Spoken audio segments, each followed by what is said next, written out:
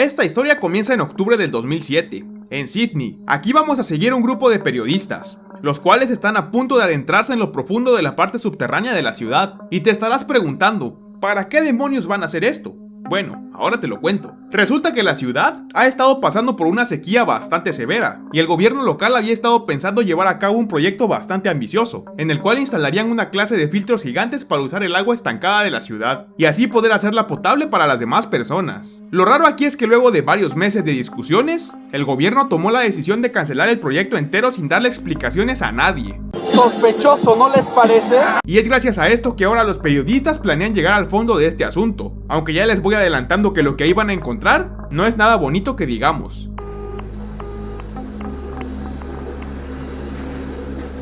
El grupo de periodistas está conformado por Natasha, como la protagonista y por lo tanto la más bonita del grupo, Steve, como el camarógrafo y también el más prolijo, Jim, como el que tiene bigote de aguamielero y es el asistente de Steve, y John, como el productor del programa y quien constantemente discute con Natasha. Cierto día, mientras que la chica veía videos de Dross, se topa con uno que ocurre justo debajo de la ciudad donde ellos viven. Y es que al parecer, un grupo de adolescentes que se habían metido a vandalizar el área termina siendo atacados por una figura que se oculta en las sombras, y de los cuales solo uno de ellos logra escapar. A Natasha no se le ocurre mejor idea que meterse a los túneles para saber qué demonios había ocurrido, porque al parecer su propia vida le vale 3 hectáreas de puritita. A ver, para acabarla de joder, el grupo de periodistas decide entrevistar a un vagabundo que había estado usando los túneles para vivir. Aunque al principio la entrevista va bastante bien, cuando le preguntan si había ocurrido algo raro mientras estaba ahí, al vagabundo se le mete el diablo y entra en un ataque de pánico extremo, lo que refuerza la idea de que ahí abajo había algo más raro que agua con caca. Algo anda mal. Por fin llega el día en el que el grupo de víctimas, el grupo de periodistas se adentrarían en aquel lugar. Y es que apenas poner un pie en la estación del metro para accesar al sitio, un guardia de seguridad les informa que no pueden estar ahí, y a pesar de que lo intentan sobornar, de todos modos los manda a volar. El grupo se ve obligado a entrar por otro sitio, que se ve bastante seguro y nada peligroso, y como era de esperarse, se ponen a grabar. De lo primero que se dan cuenta es que el lugar era bastante oscuro, y que si acaso se les ocurría apagar las luces, era como si tuvieran los ojos cerrados, o sea, no veían nada. A pesar de que John llevaba consigo un mapa de los túneles, rápidamente se dan cuenta que ese mapa estaba incorrecto, y que los túneles tenían más caminos de los que realmente la gente creía. Apenas van avanzando, y el grupo se va topando con cosas muy curiosas, por no decir culeras. La primera es que encuentran letrinas abandonadas que habían sido usadas por el ejército durante la Segunda Guerra Mundial, además de una clase de camas improvisadas y restos de comida pertenecientes a algún vagabundo random. A pesar de que ya tenían bastantes imágenes para poder irse de ahí, Natasha insiste en seguir yendo cada vez más abajo, y a pesar de que su equipo le insiste en no seguir, no tienen más alternativa que seguirle el juego. ¡Esta perra está loca! Ahora que están un nivel más abajo, el grupo se encuentra con aquel lago que el gobierno planeaba usar para reducir la sequía. Apenas estaban acomodando cuando Steve cree que es buena idea hacerle una bromita a Jim, y lo lanza al lago únicamente para provocar risas, aunque la verdad, sí se pasó de lanza el güey. Natasha cree que es buena idea grabar un fragmento con el lago de fondo, y apenas comenzar, Jim interrumpe, diciendo que en el fondo de la habitación se escuchaba un susurro macabro, que no sonaba muy normal que digamos, y a pesar de que el grupo comienza a entrar en pánico, al final deciden creer que únicamente se trataba de alguna clase de problema técnico. I don't think so.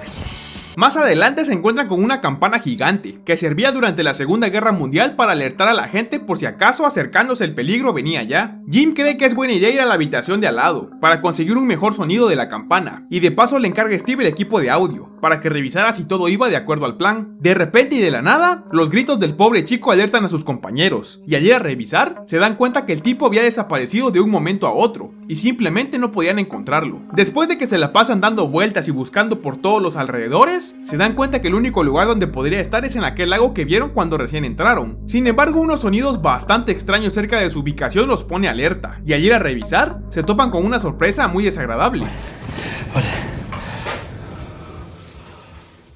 Los restos del pobre Jim yacían en un rincón de aquella extraña habitación, y lo único que aún quedaba reconocible de él era su linterna. ¡Ajá, se mamó! Si todo esto ya estaba bastante jodido, las cosas se ponen todavía peor, cuando se dan cuenta que mientras revisaban los restos del chico, una extraña figura tomó la cámara del suelo, y los grabó por la espalda, y antes de que se den cuenta, la había dejado de nuevo en su lugar. Bueno, creo que ya es suficiente, piensa el grupo. Creo que ya es hora de largarnos de aquí. Y es que en eso estaban cuando de repente, aquel guardia que les había dicho claramente que no entraran aparece en la zona. Sin darles explicaciones, les dice que deben irse de ese lugar en ese mismo instante. Y entonces...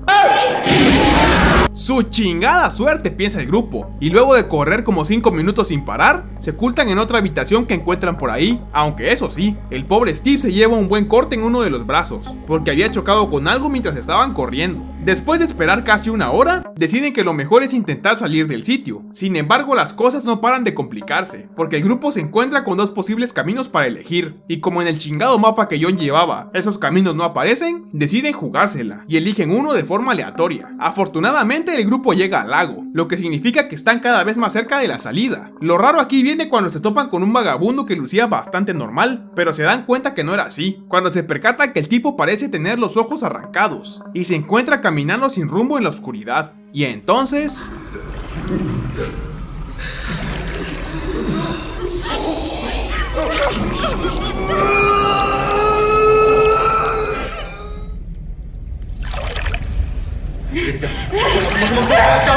Obviamente el grupo corre despavorido al ver a aquella extraña criatura darle matarile al pobre vagabundo ciego, llegando hasta una clase de coladera que da a una carretera, y a pesar de los gritos de la pobre Natasha, nadie parece escucharlos. A pesar de que el trío ya está cansado de la situación, simplemente no se pueden quedar parados, y deciden seguir adelante. Mientras van pasando por una abertura de la pared, el pobre John es jalado hacia atrás por aquella criatura, aunque al apuntarle con la linterna de la cámara, sale corriendo a toda velocidad, dándose cuenta que la luz era la única defensa ante la chingadera esa. Después de correr como 10 kilómetros de puro pinche túnel abandonado, el grupo por fin encuentra un pequeño hueco que conecta a un sitio al que no habían entrado, pero lo que ahí vieron nadie se lo pudo haber imaginado, y es que en el suelo encuentran varios pares de ojos arrancados, además de rastros de más cuerpos mutilados. Efectivamente, señoras y señores, se habían metido en la pinche guarida de aquella bestia. ¡Oh my God!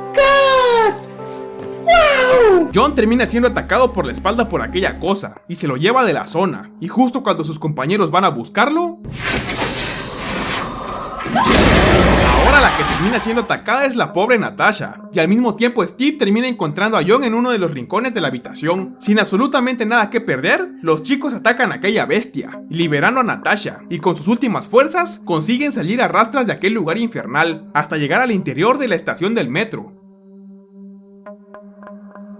A pesar de los esfuerzos del grupo, el pobre John termina muriendo, a causa de heridas internas provocadas por aquella criatura, y aunque 2 de sus 3 compañeros logran sobrevivir, estos llevan día con día el peso de su muerte, y severos traumas después de aquella horrible experiencia, finalizando la historia.